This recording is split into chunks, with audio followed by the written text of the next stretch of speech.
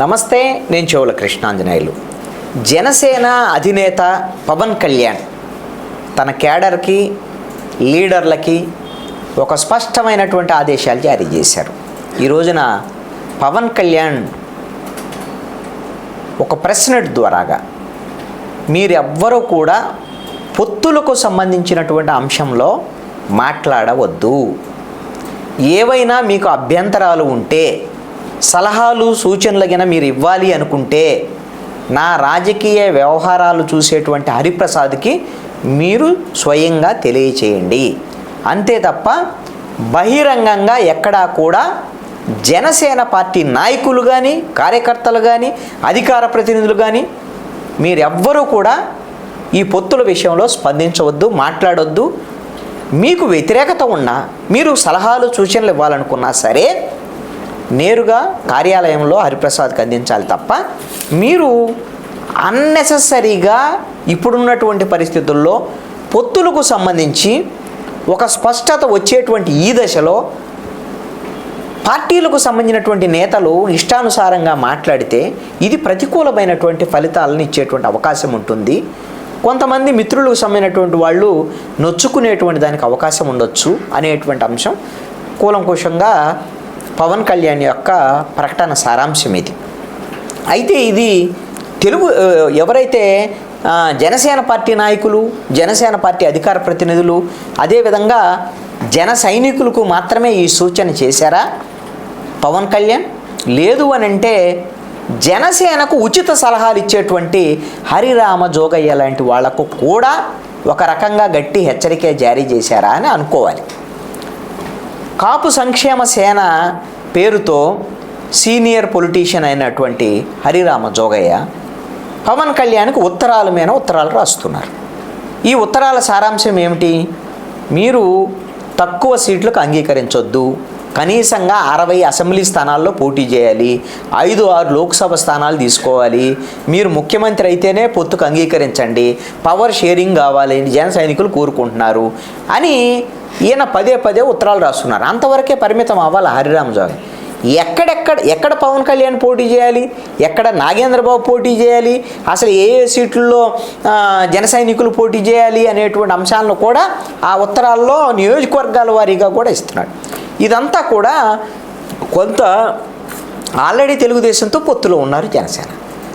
ఈ పొత్తులో ఉన్నటువంటి నేపథ్యంలో ఈయన రిలీజ్ చేస్తున్నటువంటి నియోజకవర్గాల వారీగా అవి తెలుగుదేశానికి జనసేన మధ్య కొంత ఇబ్బందికరమైనటువంటి వాతావరణం సృష్టించేటువంటి పరిస్థితి కూడా ఉండొచ్చు అనేటువంటిది వస్తున్నటువంటి మాట.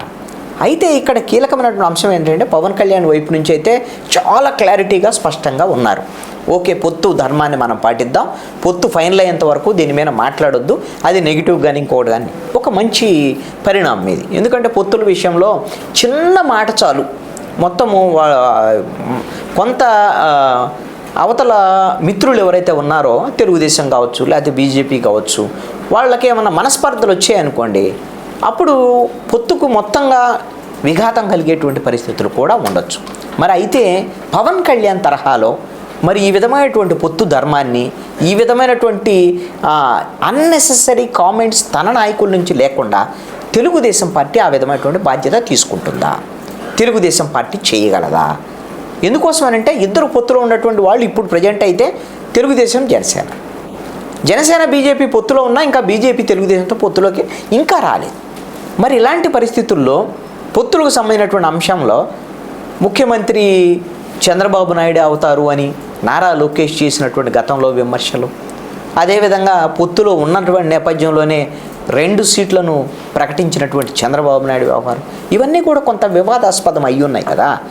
మరి ఇప్పుడు పవన్ కళ్యాణ్ తీసుకున్నటువంటి ఈ నిర్ణయాన్ని బట్టి చంద్రబాబు నాయుడు కూడా తన పార్టీ నాయకులకు ఒక ఆదేశం జారీ చేస్తే ఎవరూ కూడా పొత్తు ఫైనల్ అయ్యేంత వరకు సీట్లకు సంబంధించినటువంటి విషయంలో మాట్లాడొద్దు, బహిరంగ ప్రకటనలు చేయొద్దు, తన మిత్రులైనటువంటి జనసేన వాళ్ళు హట్ అయ్యేటువంటి విధంగా చూడొద్దు అని చెప్పాల్సినటువంటి బాధ్యత చంద్రబాబు నాయుడు మీద కూడా ఉంటుంది. మరి చెప్తారా లేదని చూడాలి.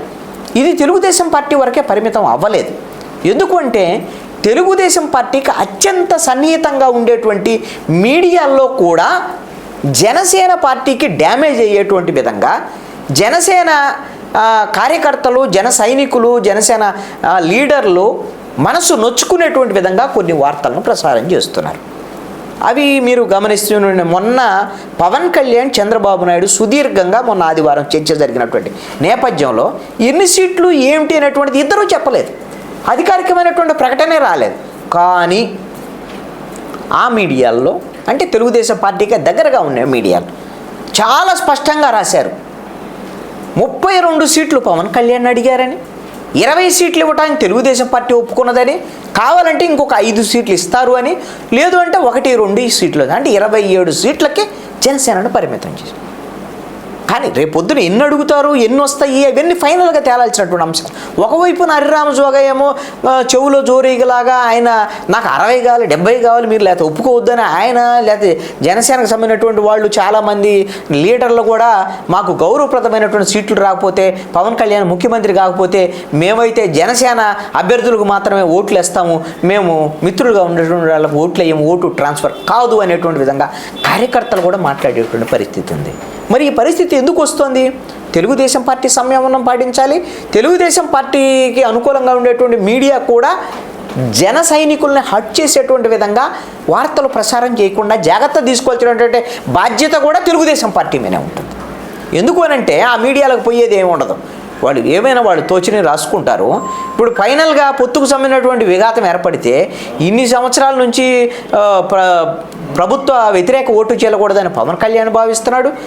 పవన్ కళ్యాణ్తో పొత్తుంటే మంచిదని తెలుగుదేశం పార్టీ కూడా భావిస్తున్నటువంటి సందర్భంలో ఈ మీడియాలో వస్తున్నటువంటి ఈ వార్తలు కొంత ఇబ్బంది కలిగించేటువంటి అంశంగా ఉన్నాయి. కాబట్టి బహుశా మరి పవన్ కళ్యాణ్ ఈ ప్రకటన మీద స్పందించి తెలుగుదేశం పార్టీ అధినేత చంద్రబాబు నాయుడు కూడా ఈ విధమైనటువంటి ఒక ప్రకటన తెలుగుదేశం పార్టీ నుంచి అన్నెసరీ కామెంట్స్ కానీ పొత్తుల మీద మాట్లాడేటువంటి విధానం కానీ ఇవి రాకుండా జాగ్రత్తలు తీసుకుంటారా అనేటువంటిది చూడాల్సినటువంటి పరిస్థితి ఉంది. పవన్ కళ్యాణ్ మరి పొత్తులకు సంబంధించినటువంటి అంశంలో బీజేపీకి సంబంధించినటువంటి పొత్తులు చిక్కుముడి ఇంకా ఢిల్లీలోనే చిక్కుముడి ఉంది. కాబట్టి పవన్ కళ్యాణ్ 1-2 రోజుల్లో ఢిల్లీకి వెళ్తారు అనేటువంటి చర్చ జరుగుతుంది. మరి వెళ్ళి వచ్చిన తర్వాత మరి పొత్తుకు సంబంధించినటువంటి అంశాలు ఫైనల్ అవుతాయా లేదనేటువంటిది తేలాల్సినటువంటి అంశం.